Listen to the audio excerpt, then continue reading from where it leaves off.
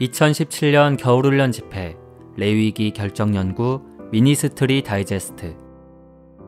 속건제물의 실제이신 그리스도를 감상함. 보혈로 한 번만에 영원히 씻어짐.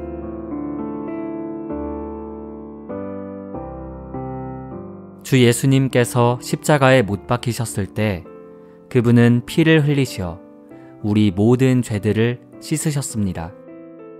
주 예수님을 믿은 후에 그 사람이 과거에 범한 모든 죄는 주 예수님의 구속으로 말미암아 다 용서받게 됩니다. 그러나 주님을 믿고 구원받은 후에 그가 다시 죄를 짓는다면 어떻게 해야 합니까?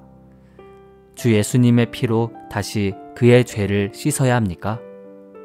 히브리서는 우리에게 죄를 정결하게 하는 것이 한 번밖에 없다는 것을 보여줍니다.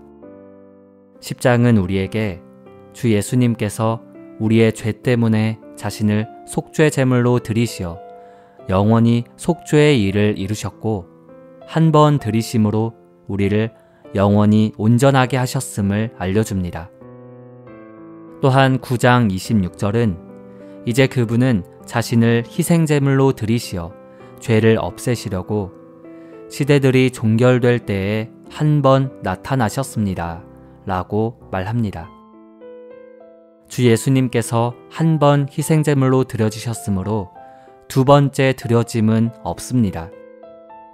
죄인의 죄는 주 예수님께서 십자가에서 흘리신 피로 인하여 모두 용서받았습니다.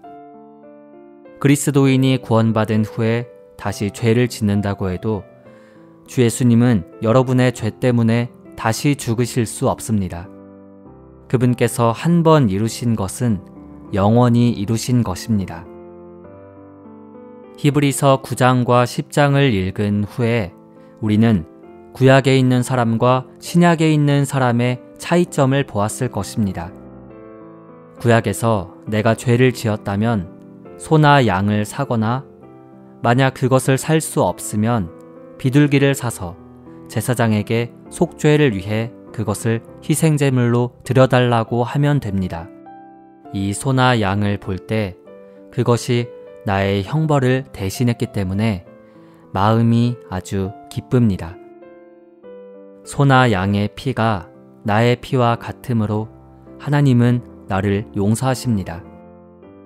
하나님께서 나를 용서하셨으므로 돌아올 때 나의 양심에 다시는 유죄 판결이 없고 나는 가장 즐거운 사람이 됩니다.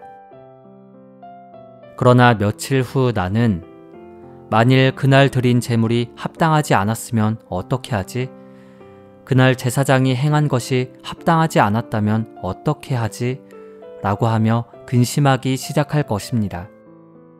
나중에 나는 다시 소나 양을 제사장 앞으로 끌고 가서 지난번에 드린 속죄 제물이 잘못된 것 같으니 다시 한번 나를 위해 제물을 드려 주십시오 라고 말할 것입니다. 구약에서 사람은 양심의 평안이 없을 때마다 아직 죄가 처리되지 않았다고 느끼기 때문에 다시 속죄하기 위해 제물을 드리려고 했을 것입니다. 신약에서 하나님께서 세우신 희생제물은 소나 양이 아니라 그분의 아들입니다.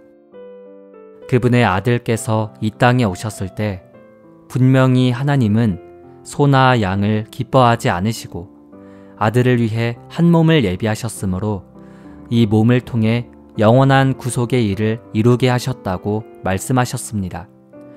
주 예수님께서 속죄를 위한 제물을 십자가에서 영원히 드리심으로 우리는 영원히 온전하게 되었습니다.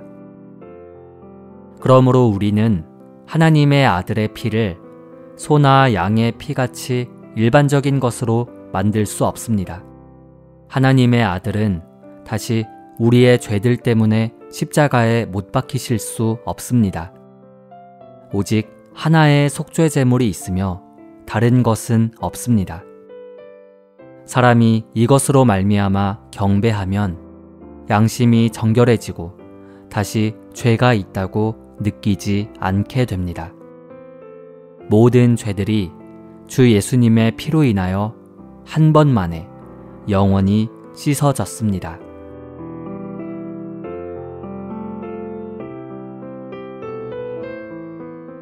미니스트리 다이제스트 책자는 전화 1600-4191 혹은 한국복음서원 홈페이지에서 구입하실 수 있고 전자책은 리디북스에서 구입하실 수 있습니다.